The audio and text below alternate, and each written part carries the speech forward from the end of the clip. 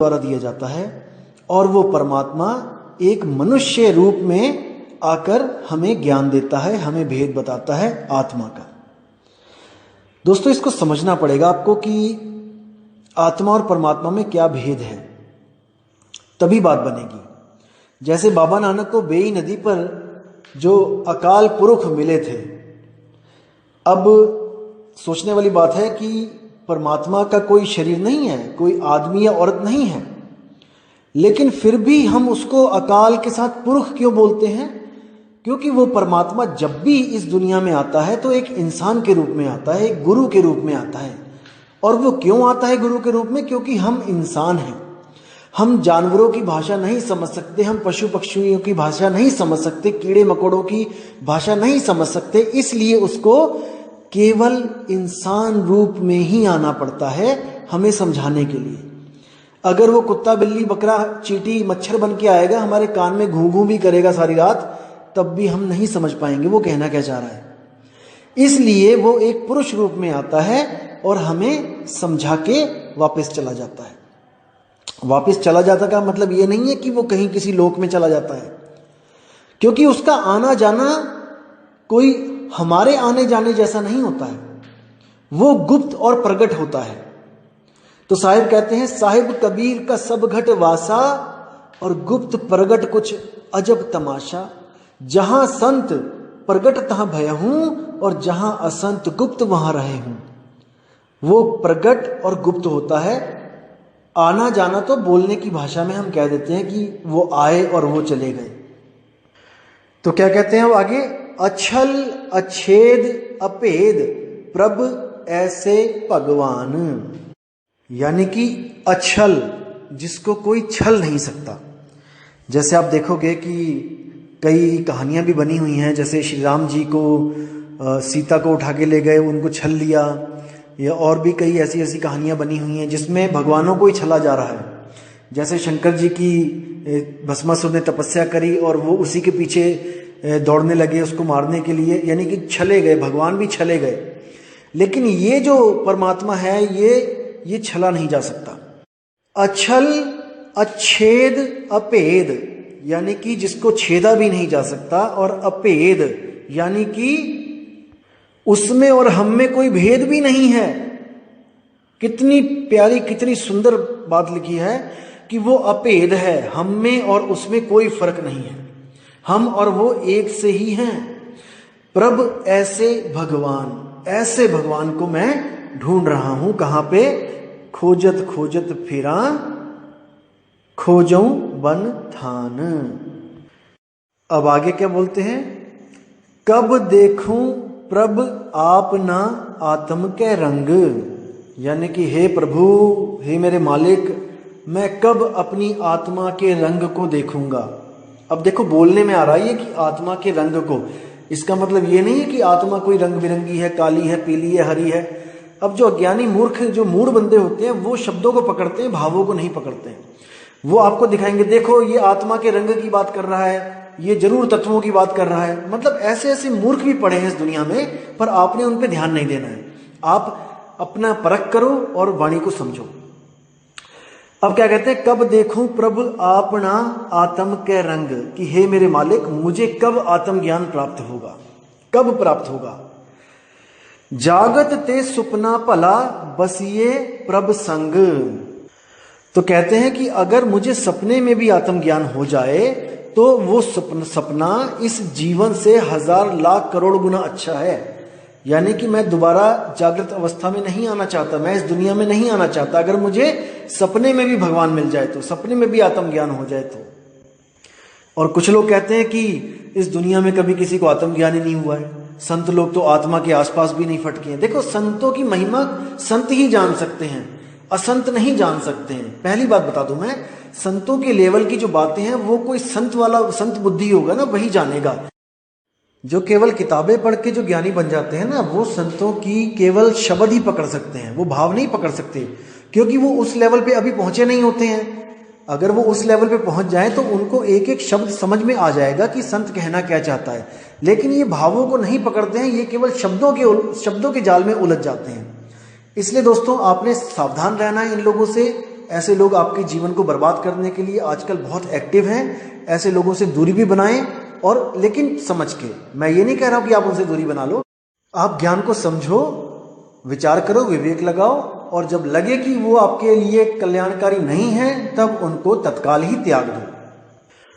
अब आगे कहते हैं कि वर्ण आश्रम शास्त्र सुनौ दर्शन की प्यास, कि जब भी मैं आश्रम और शास्त्र इनमें जब भी जाता हूँ या फिर इनमें जो मैं ग्रंथों को पढ़ता हूँ या सुनता हूँ, तो मुझे मिलने की प्यास हो जाती है उस आत्मदेव से। क्योंकि वेदों में भी आत्मा का जिक्र है, गीता में भी आत्मा का जिक्र है, और हर ग्रंथ में आपको आत्मा का जिक्र मिल ही जाएगा।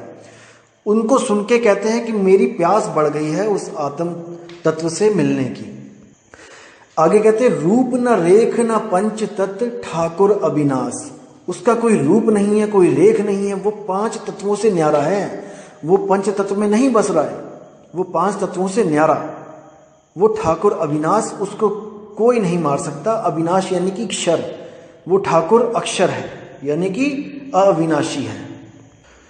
ओ स्वरूप संतन कहे बिरले जोगीसर, कहते हैं कि उस स्वरूप के बारे में कोई बिरला ही संत होता है, जोगीश्वर यानी कि जोगियों का भी ईश्वर, जो सबसे बड़ा जोगी है। और आपको पता है वो कौन है, संतों में जो सबसे बड़ा संत है वो आपको पता ही है कौन है।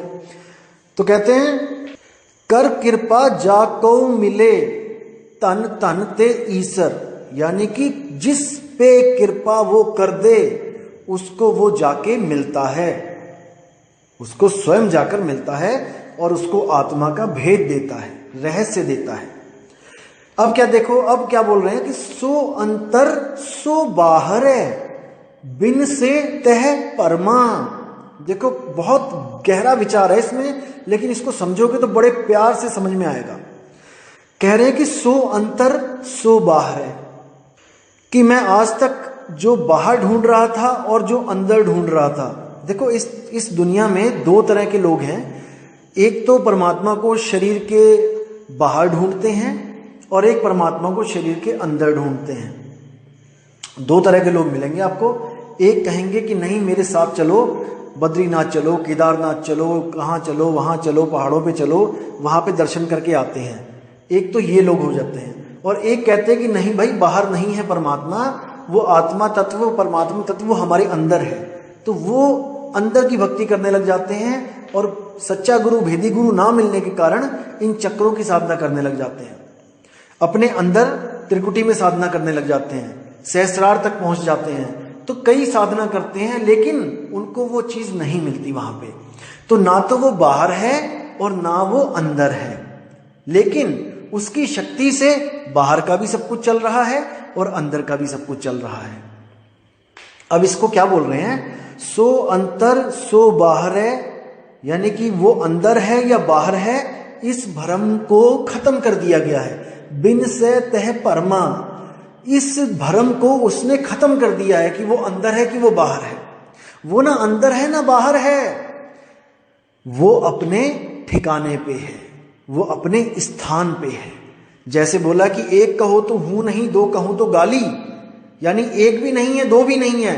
तो भाई एक भी नहीं 2 भी नहीं है तो बताओ मुझे कि क्या है।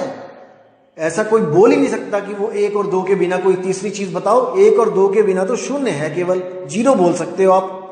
अगर वो 1 भी नहीं है और 2 भी नहीं है, 1 और 2 के अलावा मुझे बताओ तो सही, वो क्या है, वो कैसा है। नहीं बता सकता कोई इसको, लेकिन भ्रमित करने में लगे हैं सब। असल में क्या दिक्कत है कि कोई समझना नहीं चाहता, सब समझाना चाहते हैं। बात ये है। तो कहते हैं कि सो अंतर सो बाहर है, कि यानी कि वो बाहर है या वो अंदर है। बिन से तह परमा, ये भ्रम मेरा निकल गया, मेरे दिमाग से मेरे गुरु ने ये भ्रम निकाल दिया। अब उसने मुझे क्या बताया है, जैसा तैसा कहूं कहे कबीर विचार। वो जैसा है मुझे वैसा ही बता दिया गया। इसी तरह वो जहां पे है मुझे वहां का ज्ञान दे दिया गया। अब आगे क्या कहते हैं, नानक तिस प्रभ भेटिया जाके पूर्ण कर्मा, कि नानक वो उसी को मिलता है जिसके कर्म पुरबले हों, जिसके बहुत बड़े बड़े बड़े बड़े भाग हों। वो परमपिता परमात्मा एक गुरु रूप का धारण करके, इंसान रूप धारण करके वो उन पुण्यकर्मी जीवात्माओं को मिलता है जिनके भाग बहुत बड़े बड़े बड़े भाग हों। तो देखो, संतों ने समझाने में कहीं भी कमी नहीं छोड़ी है, लेकिन अगर हम ना समझें तो इसमें उनका कोई दोष नहीं है। हम नहीं समझ रहे हैं, इसमें हमारा दोष है। हम लोगों की बातों में आ रहे हैं, इसमें हमारा दोष है।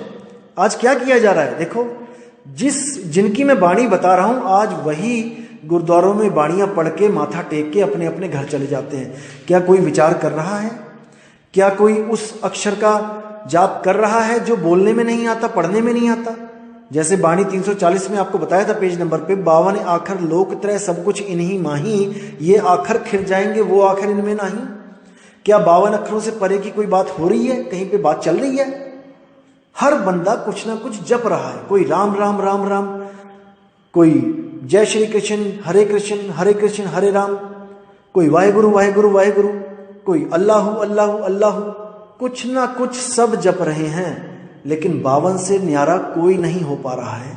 इसलिए हमारी जिंदगी में एक गुरु की बहुत बड़ी अहमियत है, जो हमें 52 से अलग भी करे और हमें उस अक्षर पुरुष का लखाव भी करे। मदन साहिब कहते हैं, सोई गुरु पूरा कहाए, 2 अक्षर का भेद बताए, एक छुड़ाए एक लखाए। अब एक ज्ञानी भाई है कोई, वो वीडियो में मैंने सुनी थी, वो बोल रहा था कि गुरु कौन होता है जो एक छुड़ाए? वो केवल छुड़ा सकता है, लखा नहीं सकता। लखाएगी कौन? आपकी आत्मा स्वयं। नहीं भाई, ऐसा नहीं है। जो छुड़ा सकता है वो लखा भी सकता है, लेकिन सामर्थ्यवान गुरु होना चाहिए, पूर्ण गुरु होना चाहिए। अधूरा गुरु अधूरे ही काम करेगा। जो आपको छुड़वा दे और लखा ना पाए वो अधूरा है, क्योंकि बाणी कहती है, सोई गुरु पूरा कहाए, 2 अक्षर का भेद बताए, एक छुड़ाए एक लखाए, तब प्राणी निज घर को जाए। तो इन बातों को समझना है, विवेक लगाना है। और कई ज्ञानी लोग आपको कहेंगे कि विवेक की दुहाई देते रहते हैं हम लोग, ऐसा भी बोलेंगे। तो भाई, बिना विवेक तो आप लुटोगे। आप कहीं भी कोई सामान लेने जाते हो, याद रखना दोस्तों, आप अपना विवेक साथ लेके जाते हो। आप जो परख करते हो, वहां पे आप अगर गोभी लेने भी जा रहे हो, तब भी आप देखोगे कि गोभी का रंग कैसा है, कहीं कीड़े तो नहीं पड़े हैं, कहीं बासी तो नहीं है। अगर आपको कोई कहे कि विवेक छोड़ के गोभी लेने जाओ, तो जो दुकानदार है बहुत चालाक है, कोई नहीं बताएगा आपको कि ये बासी है कि ये सड़ी है, और वो उठा के झोले में डाल के आपको घर का रास्ता दिखा देंगे।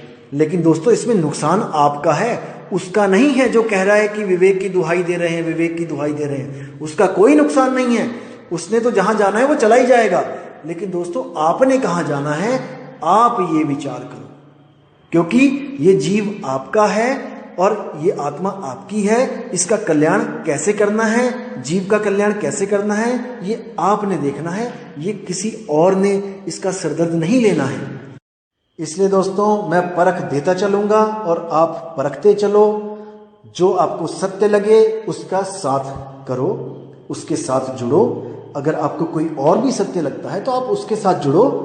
मैं दिल से यही चाहूंगा कि आप केवल और केवल सत्य के साथ जुड़ो, असत्य के साथ कभी मत जुड़ो। चाहे वो भले मैं क्यों ना हो, चाहे वो हमारा पंथ क्यों ना हो, चाहे वो हमारे गुरु क्यों ना हो। अगर हमारे गुरु असत्य बता रहे हैं तो उनके साथ कभी मत जुड़ो। शरेआम बोल रहा हूं मैं आपको। तो ठीक है दोस्तों, इसी के साथ मैं विदा चाहूंगा। आप